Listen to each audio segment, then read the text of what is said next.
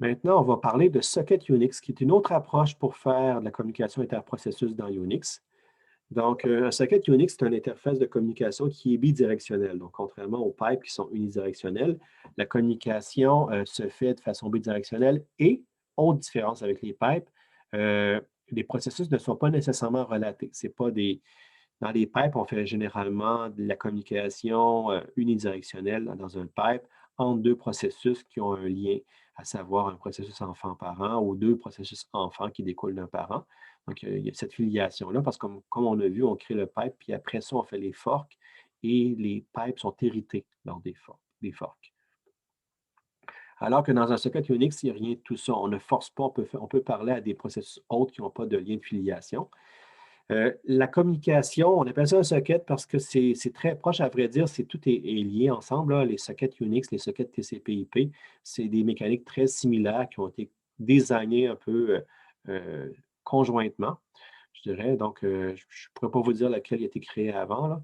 Donc, mais l'interface est très similaire à ce qu'on a pour faire de la communication TCP/IP avec des sockets TCP/IP.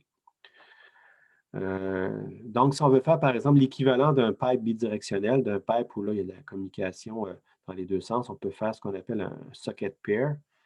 Donc, c'est avec cette commande-là ici. Donc, ça, c'est une interface qui est assez générale, mais qui est portable seulement pour des sockets du domaine Unix. Donc, on précise le domaine comme étant de ce type-là. Donc, un exemple de ça, ce serait de dire, par exemple, bon, on va créer le descripteur de fichier, on va créer le socket pair. Donc, on va préciser que c'est un socket Unix. Donc, c'est un stream ici, donc on verra ça tout plus loin. Puis, protocole 0. Et on a les descripteurs de fichiers pour faire la communication dans les deux directions. Donc, le type peut être soit un flow, soit datagramme. Donc, vous avez sûrement vu ça dans le cours de réseau. Quand on parle d'un stream, c'est comme si c'était un canal continu, puis on s'assurait finalement que le flow était, euh, était soutenu et puis il y a toute la mécanique sous-jacente qui assure que le contenu dans un flow peut être lu comme étant un flow, même si en pratique, c'est des paquets qui sont transmis.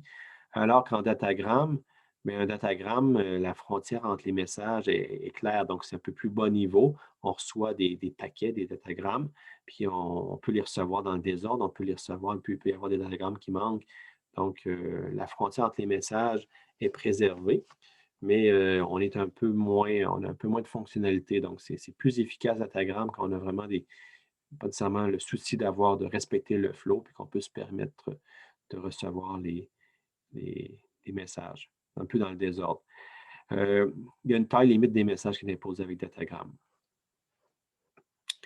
Donc, les sockets créés par socket pair sont connectés, mais sont anonymes. Donc, il y a une connexion qui est faite entre deux processus, mais ça reste anonyme, ils ne sont pas nommés. Donc, on peut utiliser ça seulement de la même façon qu'on utilise les pipes Unix, entre des processus relatés. Donc, on va créer socket pair, on va faire des forks, puis on va partager les paires de sockets. Donc, on reste dans la même mécanique que pipe, mais à la différence qu'on crée des interfaces bidirectionnelles dès le départ. Euh, il y a une interface plus générale que ça pour faire des sockets. Donc, c'est la même interface pour faire du TCP/IP ou pour faire Unix. Donc, c'est la même fonction. Il faut juste préciser le type de socket. Donc, ça, on retombe là, si vous avez déjà fait, je pense que vous en avez fait dans le cours de réseau, euh, du code C où on crée des sockets TCP/IP avec la fonction socket. On utilise la même fonction, excepté qu'on la configure différemment. Donc, les domaines ici, dans la fonction, la variable domaine, on peut avoir vraiment du IPv4, du IPv6, qu'on ne regardera pas trop, ben, quoique c'est quand même intéressant à voir, là. Mais il y a aussi le domaine Unix, qui a un socket vraiment Unix ou non spécifié. Donc, ça, c'est les domaines qu'on peut avoir. Les types, ben, donc, ça peut être des sockets datagram, des sockets plus protocole IP brut, euh, des séquences de taille fixe ou des flots séquentiels. Donc, généralement, c'est souvent des flots séquentiels qu'on utilise. C'est plus aisé à gérer. C'est plus naturel de faire, mais on peut faire aussi des datagrammes ou autre chose selon le cas. Donc, je vous conseille la plupart du temps de vous en tenir à des flots séquentiels. Il y a une logique qui est quand même bien acquise généralement. Puis le protocole, ben, lui, dépend du domaine utilisé. Euh, Fait que si on veut créer un socket Unix datagram, par exemple, ben, on va appeler la fonction socket avec le domaine qui est Unix, qu'on va dire que c'est un socket de type datagram, puis on va dire aussi que c'est un protocole 0. Puis ça va nous retourner un descripteur de fichier associé au socket directement. Maintenant, si on veut associer un socket Unix à une adresse ou à un nom, c'est possible. C'est là que ça devient intéressant parce qu'on peut lui donner un nom de sorte que le processus sera rejoignable par n'importe quel autre processus qui connaît le nom du socket à utiliser. Donc, en utilisant un nom bien connu, un nom publié, des processus non relatés peuvent entrer en relation entre eux en se connectant via le socket Unix nommé. Donc, pour pouvoir assigner une adresse, bien, on va utiliser la structure soc addr underscore un. Donc, c'est une adresse de socket Unix. Donc, on va préciser ici le son family, mais surtout le nom du chemin. Donc, ce qui est vraiment intéressant, c'est le son path. Le son path, le socket Unix path, ça dit vraiment le nom à utiliser pour désigner le socket Unix et le retrouver. Donc, à vrai dire, le système d'exploitation à l'interne va créer un fichier bidon, un fichier vide de ce nom-là. Fait que le nom qu'on donne, le nom du chemin, il existe. Il existe quelque part, donc il peut y avoir une certaine convention pour le créer, mais le système d'exploitation va créer ce fichier-là vide. Donc, c'est une façon de le découvrir aussi, c'est peut-être d'aller voir dans le système de fichiers pour découvrir les sockets Unix existants dans certains répertoires. Donc, on désigne un répertoire comme étant là où on place certains types de sockets Unix. Donc, le système d'exploitation va créer un fichier du même nom. Mais ce fichier-là ne peut pas être ouvert. Donc, il va exister dans le système de fichiers, mais on ne peut pas l'ouvrir directement. Ce n'est pas un vrai fichier. C'est juste une entité existante dans le système de fichiers qui permet de publier le nom. Puis là, pour associer un socket à l'adresse, donc, on va faire un bind. On a créé le socket. Maintenant, on doit le binder. Donc, on va avoir le socket FD ici, qui est notre socket qu'on a créé avec la fonction socket. Puis maintenant, on va l'associer à une adresse qui est précisée dans la structure soc ADDR. Puis, soc len, je pense que c'est la longueur de la structure, si je me rappelle bien. Donc, un exemple ici, on va avoir une fonction main, on va créer l'équivalent de notre soc ADDR UN. On va avoir la valeur qui est AF Unix dans UN directement. Donc, ça, c'est des trucs de base. Et on va écrire après ça dans un.sonpath, qui est là, on retrouve le nom unique, le nom foo.socket. Donc, ça, c'est le nom du socket tel qu'il est publié. Puis, il va y avoir un fichier de ce nom-là qui va être créé dans le système de fichiers. Ensuite, bien là, à cette ligne-là, ici, à la ligne 7, on va créer le socket. Donc, un socket Unix de type datagram qui va être assigné à FD. Bon, s'il y a une erreur, on va avoir un message d'erreur d'affiché. Supposons que tout va bien. Ensuite, ce qu'on va faire, c'est qu'on va déterminer la taille finalement de la structure socket ADDR UN ici. Donc, dans 16, on va avoir une fonction qui est offset off. On va avoir struct ici avec le path. Donc, on va avoir à la fois la structure et sa taille relativement au nom qu'on va lui donner. On va aller chercher la taille de la chaîne de caractères correspondant à ce qu'on a publié. Donc, prenez ça comme une espèce de recette de cuisine pour simplifier les choses. Ça nous donne la taille à spécifier. Après ça, on peut binder. Donc, c'est là qui est vraiment intéressant. Le socket qu'on a créé ici, FD, on va le binder. Donc, on va le publier ou l'accrocher à une adresse qui est donnée dans UN ici. Donc, on va donner les commerciales d'adresse. On va caster finalement notre soc ADDR Unix en soc ADDR général, étoile, en lui donnant la taille qu'on a calculée ici. Donc, c'est une poutine interne, c'est du C, là. Ça, c'est des trucs un peu quand on va dans le bas niveau du C, c'est le genre d'affaires qu'il faut faire, mais c'est pas si sorcier une fois qu'on a compris, qu'on connaît la recette. Et donc là, à partir de ce moment-là, le socket va être bindé sur l'adresse qu'on a donnée, puis il serait rejoignable. Donc, là, dans l'exemple ici, on crée le socket, on le bind et on termine le programme. Et normalement, après ça, on devrait faire quelque chose avec ce socket-là, le lire, finalement, lire les valeurs qu'on reçoit. Donc, on peut avoir un protocole sans connexion comme sock datagram. Donc, une fois que le bind est fait, le serveur est prêt à recevoir les messages. Ça, c'est un avantage du datagram, dans le sens qu'après ça, on va relire les messages un à un. Donc, les messages peuvent être envoyés. Puis, le socket qui est bindé en lecture, qui est accroché à une adresse, peut recevoir les messages et les lire. Et les lire sans plus ample, si on peut dire, manipulation parce qu'il n'y a pas de connexion nécessaire. Parce que la communication de type flow, il faut quand même établir une connexion sur le socket entre deux processus, alors qu'ici, en datagramme, on n'en a pas besoin.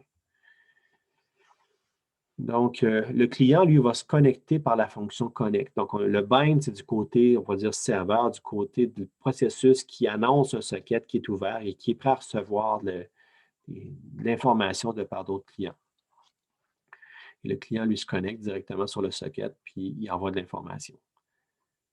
Dans un protocole orienté connexion, comme SockStream ici, c'est un peu plus élaboré.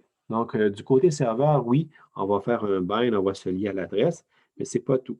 Parce qu'une fois qu'on a bindé, il faut faire un listen. Donc, on va s'accrocher à une adresse, on est accroché à une adresse qui est publiée. Ensuite, on va se préparer à écouter les demandes de connexion.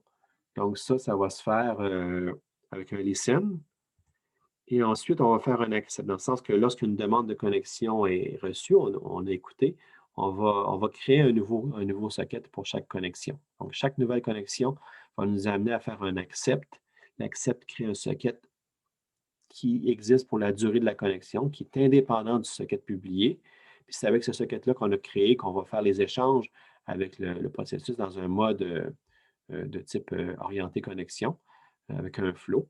Versus le premier socket qui est publié, lui, va rester ouvert pour recevoir d'autres connexions provenant de d'autres processus ou du même processus, mais dans un autre contexte.